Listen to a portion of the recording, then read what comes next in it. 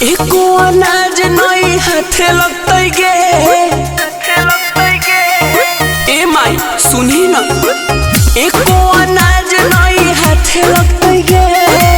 भौजी के करेज सफा फाटे लगतई गे। छौड़ी जबै न काटे मैया डांडे लगतई गे। छौड़ी जबै न काटे मैया डांडे लगतई गे।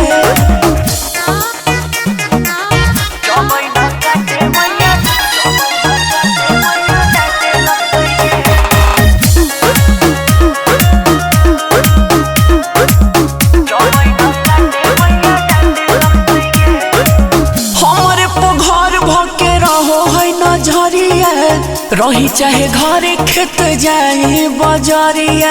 कहा करबे बड़ी टेंशन हो पगली। हमारे घर भके रहो है नजरिया। रही चाहे घरे खेत जाए बजरिया। गेहूं काटे में भैया साथे लगतो गे। गेहूं काटे में भैया साथे लगतो गे। छोड़ी जबै न काटे मैया डांडे लगतई गे। छोड़ी जबै न काटे मैया डांडे लगतई गे।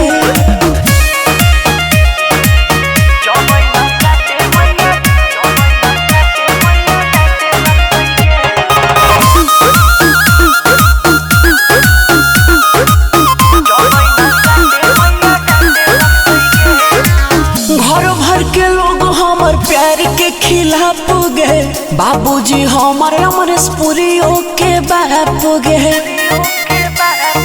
पिताजी हमारे बहुत काड़ा है। गांव भर के लोग हमर प्यार के खिलाफ गे।